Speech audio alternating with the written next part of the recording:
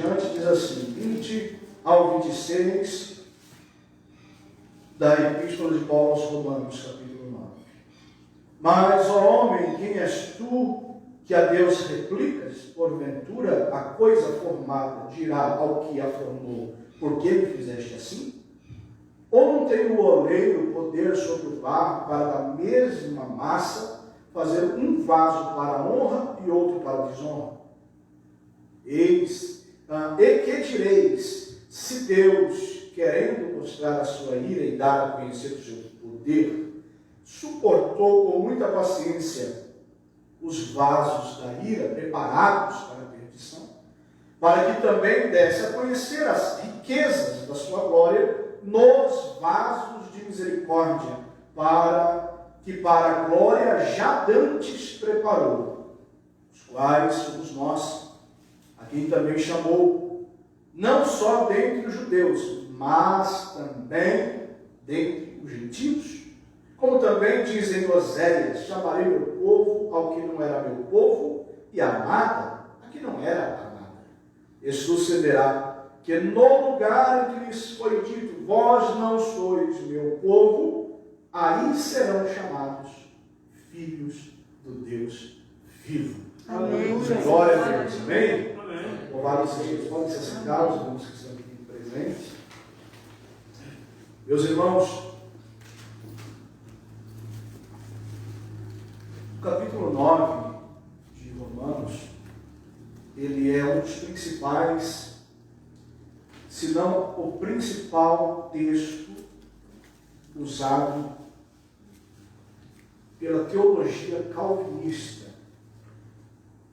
E eu não posso entrar nessa palavra para comentar aquilo que Deus me deu por mensagem sem fazer esta introdução a respeito da doutrina de João Calvino. Porque ela consiste em alguns pontos, e dentre os mais sérios, é o que eles chamam de predestinação incondicional. O que isso significa dentro dessa doutrina calvinista? Significa que Deus, o que a doutrina diz, a doutrina calvinista, significa que Deus predestina alguém incondicionalmente, ou seja, desrespeitando o livre-arbítrio ou desrespeitando a livre agência da pessoa. Para os irmãos conseguirem entender, não há muito segredo nisso, mas para os irmãos conseguirem entender no que consiste colocar essa questão da predestinação incondicional em prática.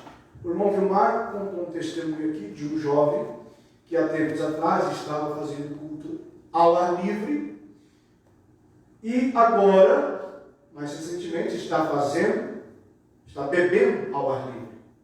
Ou seja, servia ao Senhor e agora está escravo do pecado. Dentro dessa doutrina chamada predestinação incondicional, ela defende que essa pessoa está nessa situação porque Deus a predestinou para isso. É sério, é grave. E é exatamente isso. Estou tentando explicar da forma mais clara possível para que a igreja entenda a nocividade de um ensinamento como esse. Sei que seria um assunto para terça-feira, mas a palavra de Deus ela tem que ser pregada indistintamente, independente dos dias. Então essa é uma doutrina perigosa. E eles usam no capítulo 9, a carta aos Romanos ela num todo muito apreciada pelos calvinistas, mas o capítulo 9 muito por causa de alguns textos muito mais assertivos nessa hora, ou para este assunto, ou para esta crença. Então eles usam textos que vão mostrar, dentro da predestinação incondicional, que Deus não quer salvar todos. Que afirma que Deus já cria pessoas para condená-las ao inferno. É disso que trata a predestinação incondicional da doutrina calvinista. Então é por isso que nós não seguimos essa linha teológica de raciocínio. Por isso que nós seguimos uma linha de um outro teólogo que quando nasceu, John Calvin já havia morrido, que é, então, o teólogo Jacó Arminio. Nós temos uma teologia creditada nos pontos teológicos de Jacó Arminio, porque dentro da soteriologia, a doutrina da salvação, ele defende que não é o homem que coopera para ser salvo, ou seja, não há mérito no homem para a salvação, mas que ele decide sim por aceitar a condição para ser salvo. Então, no final das contas, é a decisão humana e não a predestinação de Deus para quem será salvo e quem será condenado.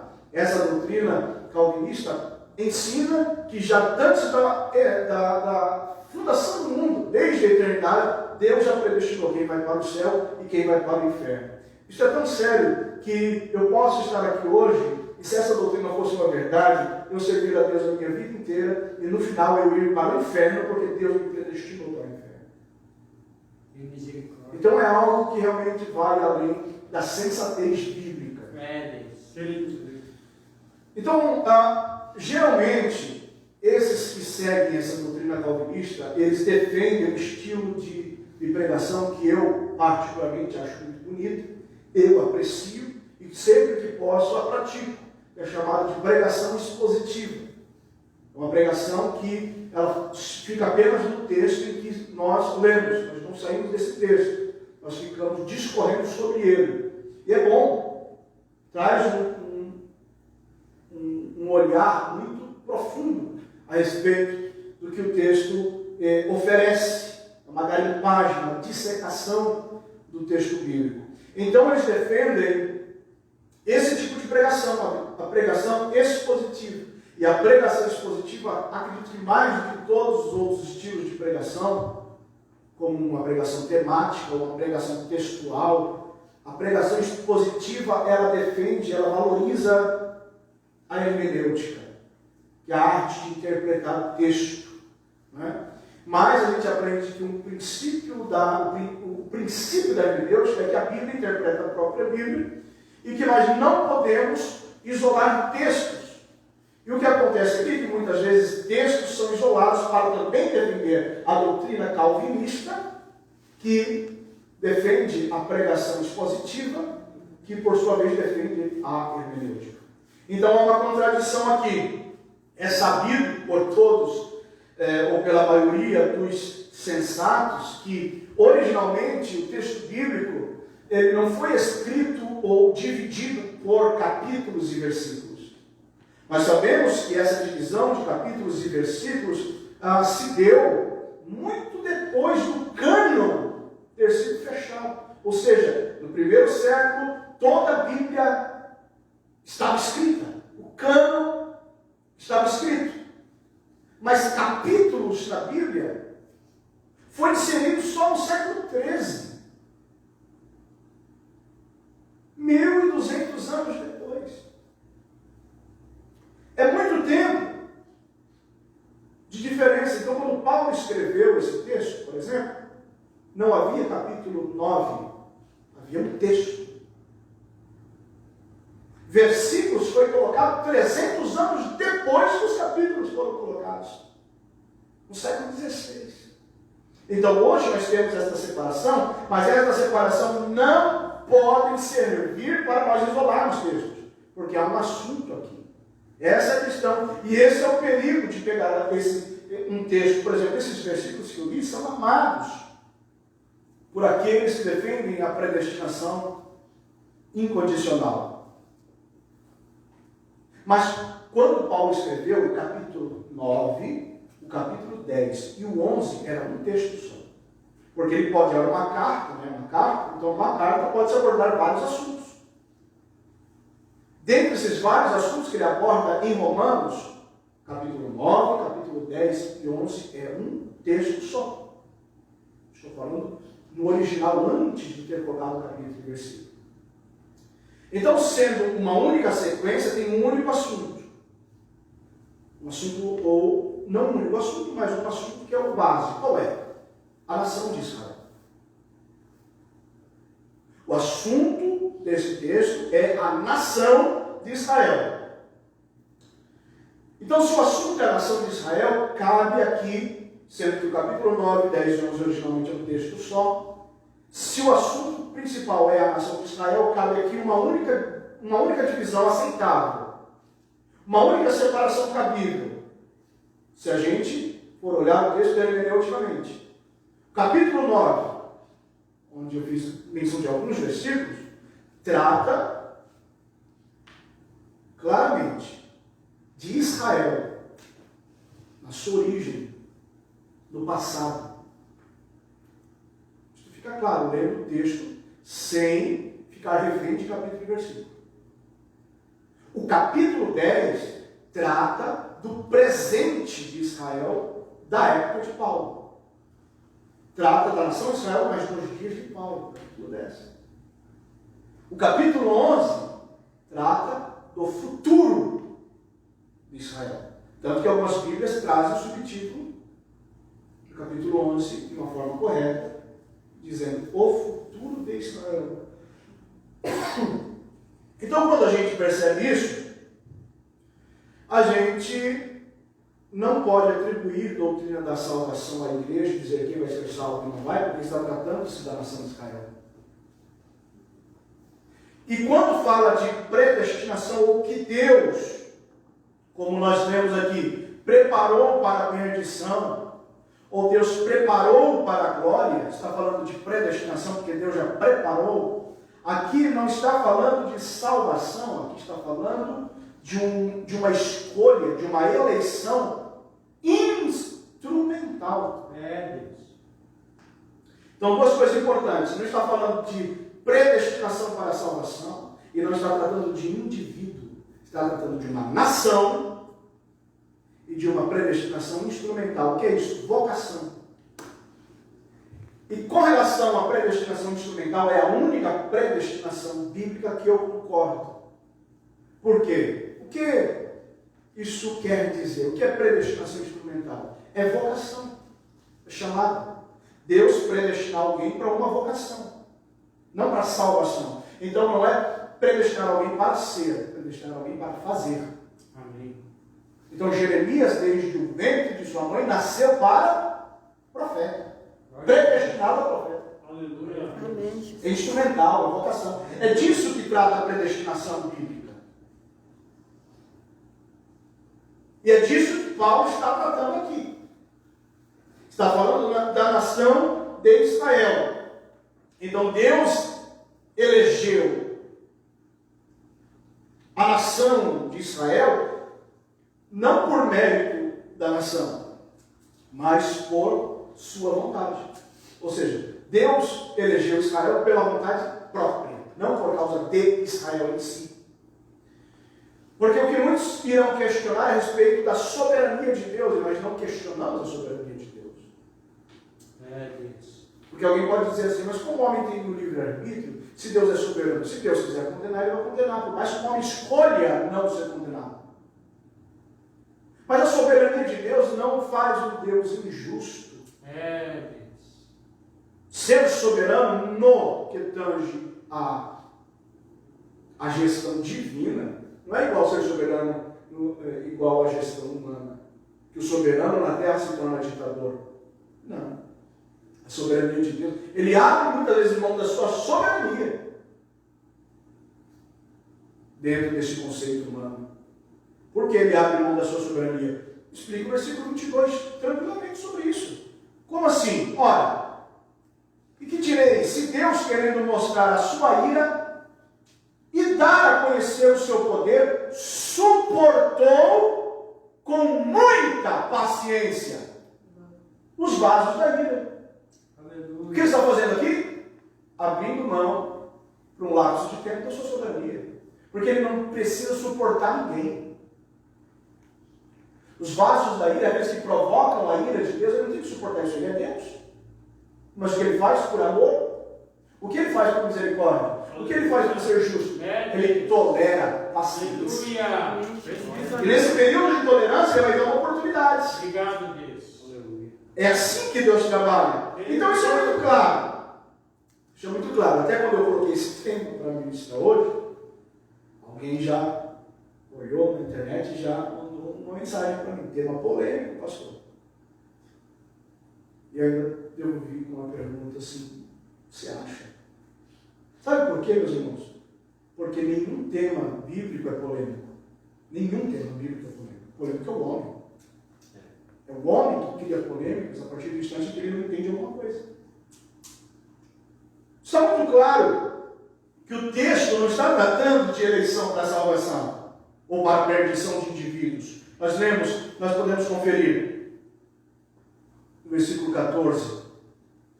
Que diremos, pois? Que há injustiça da parte de Deus? De maneira nenhuma. Aleluia. De maneira nenhuma. Você acha justo alguém viver na igreja e no final da sua vida desviar e pecar e ser condenado porque Deus o predestinou para isso? Isso é justiça? Ou você acha justo o contrário? Alguém viver pecando, viver afrontando a Deus e sem querer se arrepender, Deus o predestina para o arrependimento para ser salvo? Isso é justo? Aqui está dizendo que em Deus não há injustiça. De maneira nenhuma. Amém. De maneira nenhuma. Então o que acontece? Deus dá a todos, né? A todos as mesmas condições para crer, suportando os que não creem e salvando os que creem. Glória a Deus. Aleluia. É igualitário. Não morreu um Jesus para cada tipo de pessoa. Foi um Jesus morto por todo o mundo. Aleluia. Glória a Deus. Deus amou o mundo, que deu o seu Filho unigênito. Glória a Deus. Jesus não morreu por Israel. Querido Deus. E algum outro Filho de Deus morreu pela América, outro pela Europa. Não, Jesus morreu por todos de igual forma. Amém, Jesus. Aleluia. Então nós temos algumas verdades incontestáveis. Se a gente observa o versículo 20.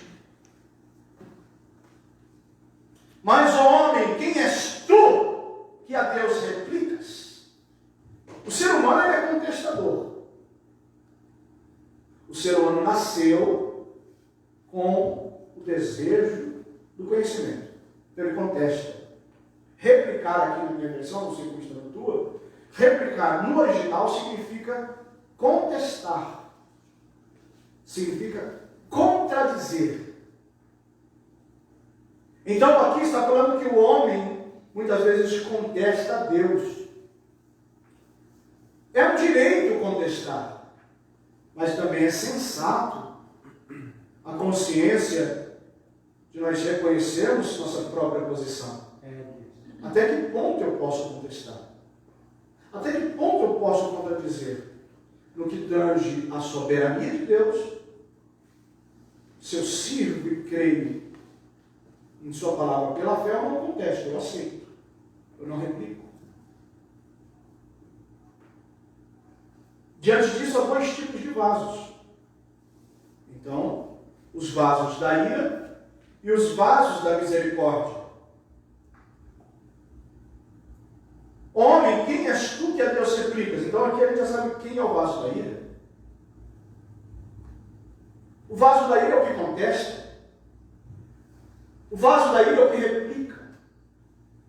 O vaso da ira é o que contradiz. Vaso da ira é aquele que, como diz o texto, em sua insensatez, como coisa formada, questiona o que o formou. A criatura questionando o Criador. Então o apóstolo Paulo faz a metáfora, usando a figura do oleiro, a possibilidade do barro questionar o oleiro. Deus de misericórdia. O oleiro é animado, o barro é inanimado. inanimado. O oleiro é ser vivo, o barro é o objeto. O oleiro é o criador, o barro é a criatura. O oleiro é a origem, o barro é a matéria-prima. Então não dá para questionar. Então Deus, sendo quem Ele é, Ele pode dar a se conhecer aos vasos da ira, que Ele suporta com muita paciência. Deus pode se dar a conhecer desta forma, com a sua ira, porque Ele vai suportando com paciência esse tipo de pessoa. Então, enquanto esses vasos da ira são suportados, nesse interregno, nesse processo de suportação de Deus, esses vasos terão a mesma oportunidade que os vasos da misericórdia de ouvir a pregação do Evangelho, terão a mesma oportunidade de crer no Evangelho, terão a mesma oportunidade de arrependimento, terão a mesma oportunidade de cair em si, ou de resgatar a sua razão e se arrepender em tempo. Querido Deus, O aleluia. irmão José Júnior aqui afirmou, dizendo que temos que pensar em Deus todos os dias, porque somos nós que precisamos dele. Bendito Deus. Aleluia. Glória a Deus. Qual é o ser humano que não precisa de Deus? Alguém pode afirmar, eu não preciso de Deus. Está falando num momento que pode ser para ele propício. Mas quando ele lida com algo que vai além da sua capacidade, ou dos seus recursos, aí ele se lembra que deve ter alguém em algum lugar maior e superior para ajudar, ou pelo menos para amenizar. Isso quando a pessoa não cair em si, já na perdição eterna. Aí ele vai se conscientizar que ele precisava sim de Deus. Então esse Deus que foi lido, foi feito menção dele na palavra introdutória, que revela-nos um amor maior, até mesmo que um amor de mãe, que mesmo a mãe amando como ama, pode se esquecer do filho, mas Deus não. Deus não. Aleluia. Glória a Deus. Deus não se esquece, mas não se esquece de filho. E quem é filho? Filho é aquele que foi predestinado para ser filho? Não.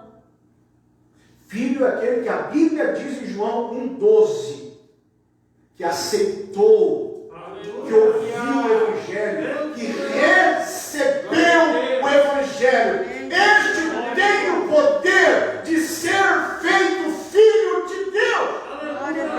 Então, como ele se tornou filho de Deus? Ele aceitou, ele decidiu. Ele não foi predestinado, ele ouviu. Se a pessoa é predestinada à salvação, ela precisa ouvir o Evangelho. Ela vai ser salva. Não. Sem o Evangelho não tem salvação. Então Deus, Ele vai dando oportunidade aos vasos da ira. Então tem horas que eu posso ser um vaso da ira. Que você pode ser um vaso da ira. Você tem momentos na tua vida que você pode provocar a ira de Deus. E naquele momento você precisa ser um vaso da ira. Mas há momentos que nós podemos ser vasos da misericórdia, em que Deus olha para nós. Como foi comentado já nesse culto, nós pecamos, mas nos arrependemos, nós pedimos perdão, porque temos um Deus que julga pecados. Aleluia! Aí nessa hora Deus deposita a sua misericórdia, somos vasos da misericórdia de Deus. Glória ao nome do Senhor. Isso é muito claro. Glória a Deus. Tão claro como cristal. Esses vasos da ira, Deus vai dando oportunidade. Isto é revelado quando diz que Deus suporta com muita paciência. Veja bem, o que é o nosso Deus? A pessoa está provocando a ira e Deus está suportando. A pessoa provoca de novo, Deus está suportando com muita paciência. E eu pergunto para aqueles que estão me ouvindo pela internet, aqueles que vão ver essa mensagem depois, Você hoje é o vaso da ira ou é o vaso da misericórdia? Oh, Senhor, Deus amado, aleluia. Se você estiver vivendo de forma que está provocando a ira de Deus, mas o arrebatamento ainda não aconteceu, e você ainda está vivo, isso significa que se você se arrepender desta insensatez, se arrepender dessa presunção, se arrepender dessa arrogância, você pode ainda se tornar um vaso da misericórdia. É por isso que Deus está te suportando. Glória a Deus. É porque Ele te ama, é porque Ele quer te salvar, e é porque Jesus morreu por todos. Glória ao nome do Senhor. Aleluia. Você pode se tornar um vaso da misericórdia, se aceitar a condição do Evangelho.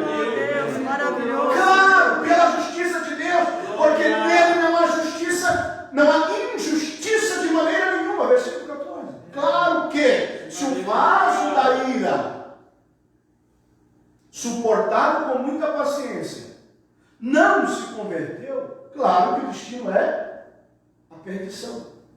Então a perdição não é uma predestinação, é uma consequência. O vaso da misericórdia. Enquanto os vasos da ira são suportados, no versículo 22, no versículo 23, os vasos da misericórdia são enriquecidos. Glória a Deus. Enquanto o vaso da ira é suportado, o vaso da misericórdia vai sendo enriquecido. Como assim, pastor? Então, se eu obedecer a Deus, se eu temer a Deus, eu serei enriquecido, eu vou ter dinheiro, eu vou prosperar, vou ter carro bom, vou ter casa boa. Pode ser que sim, e pode ser que não. Esse é outro assunto da conversão para um outro momento, de um estágio de conversão e de maturidade espiritual. Porque aqui não está dizendo disso, está falando a conhecer, para que desse também a conhecer das riquezas da sua glória. Aleluia! Não é as riquezas da terra, está falando da riqueza da glória. Não está falando da esfera horizontal, está falando da esfera vertical. Não está falando do âmbito físico, está falando que nos vasos da misericórdia, eu vou recebendo riquezas da glória de Deus. Aleluia! E o vaso da misericórdia, cheio da misericórdia de Deus, cheio da riqueza de Deus, o homem natural, o homem secular, o homem que está olhando somente na direção horizontal, ele nunca vai entender por que é que a igreja continua cantando, por que é que a igreja continua adorando, por que é que o crente empregado está na igreja, por que é que o crente desempregado também está, por que é que o crente que tem pão na mesa está na igreja cantando, mas o crente que não tem pão na mesa também está na igreja cantando. Não entende essa riqueza que só eu tenho, que só você tem, privilégio daquele que quer ser vaso da misericórdia de Deus. E se você nessa noite está na condição de vaso da misericórdia, adora o nome do Senhor por esse privilégio, porque há riquezas da glória de Deus ao nosso favor. Aleluia! Aleluia! Aleluia! Mas não percam o amor. Não percam o amor por Cristo. Não percam o foco de priorizar em primeiro lugar as coisas de Deus. Porque da mesma forma que há um intervalo de tempo entre nós conhecermos o Evangelho e sermos salvos, a conclusão da salvação, ou pela nossa morte física, ou pelo arrebatamento da igreja, há um intervalo de tempo que chama-se vida. Nós temos uma vida para viver. Então, enquanto o vaso da ira na sua vida vai tendo a oportunidade de se converter, se tornar um vaso de misericórdia, o vaso da misericórdia, se não vigiar, se perder o temor, se vacilar, pode se tornar um vaso da ira. Mas se chegar no final, na condição de vaso da ira, destino é a perdição, porque em Deus não há injustiça, de maneira nenhuma. Mas se chegar no final da vida, na condição de vaso da misericórdia, então o vaso da misericórdia, como diz o versículo 23, não estará recebendo apenas a riqueza da glória, Aleluia. mas estará na própria glória. Amém, Jesus. Aleluia. Porque nosso Deus Glória é a justo, Deus. Aleluia. nosso Deus é maravilhoso, Glória a Deus. nosso Deus é glorioso. Aleluia. Diante, meus irmãos, dessa demonstração de amor, de misericórdia, nós devemos apenas agradecer, não contestar. Há muitos porquês que querem surgir em nossa vida, no nosso dia a dia. Por que isso e por que aquilo? Isso é contestação. Vamos agradecer. Porque as riquezas de Deus em nossa vida transcendem as riquezas que esse mundo oferece. Porque se nós sequer éramos povo de Deus, como Paulo disse no versículo 26, sequer éramos povo de Deus e hoje somos filhos de Deus, e aqui é onde abre-se alguma exceção. Quando o assunto é salvação, não se restringe à nação de Israel. Quando o assunto é salvação e não eleição instrumental, não se restringe a Israel. Portanto, isso no versículo 24, Paulo dizendo que os vasos da misericórdia somos nós, a quem também chamou, não só dentre os judeus, mas também dentre os gentios. Aleluia. Então nós que não éramos chamados povo, agora somos povo. Não éramos chamados filhos, mas agora somos chamados filhos do Deus vivo. Isto é maravilhoso, isto é glorioso. Então não vamos contestar. Contestar é plena ingratidão. Não vamos contradizer. Contradizer a Deus é plena ignorância. Vamos aceitar a sua vontade em nossa vida. Aceitar a vontade de Deus em nossa vida é gratidão, porque a vontade de Deus é boa, a vontade de Deus é perfeita, a vontade de Deus é agradável. E se eu não aceito isso, eu sou ingrato. Glória a Deus. Aleluia. Louvado seja o teu nome, Jesus. Aceitar a vontade de Deus é confiança Amém. em sua fidelidade, em sua justiça. Amém. Glória a Deus. É reconhecer que não éramos nada e hoje o que somos, somos porque Ele resolveu nos amar. Glória a Deus. Amém, Jesus. Se coloque Aleluia. em nome de Jesus. Não éramos nada, mas o que somos, o somos porque pela sua soberania, bem questionável, Ele resolveu nos amar. Amém, Jesus. Na Aleluia. condição de vaso da misericórdia. Glória a Deus. Aleluia, Jesus. A diferença entre o que serve e o que não serve é que o que não serve peca deliberadamente e não se arrepende. Mas o que serve continua correndo o risco de pecar. Mas o pecado lhe enoja. O pecado lhe repugna. Quando ele erra, quando ele peca contra Deus, um Deus com um amor tão grande como esse, ele se sente traidor. Como é que eu pude trair quem tanto me amou? Porque há dois lados da moeda do que quando o irmão Jeremias fez menção na palavra introdutória, dizendo que há atitudes que marcam. E ele, obviamente, pela objetividade do próprio texto que ele leu em Isaías, mostra que um bom ato marca uma pessoa e essa pessoa jamais será esquecida. Mas também existem as feridas. Existem as marcas também negativas. Pessoas marcadas por atos negativos que ficaram na memória. Mas não venhamos marcar a memória de Deus com a nossa insensatez. Aleluia. Vamos marcar a memória de Deus com a nossa gratidão. Amém. Glória a Glória a Deus. Aleluia. Porque quis nos amar. Aleluia. Glória. O apóstolo João disse que nós o amamos porque ele nos amou primeiro. Ele quis, em sua soberania. Ele não precisa tolerar os vasos da ira, mas em sua soberania ele não precisa nos amar. Ele amou porque ele quis. Glória a Deus. E nós não podemos jamais desmerecer isto. E é sobre esta consciência que nós vamos orar agora. Em nome de Jesus.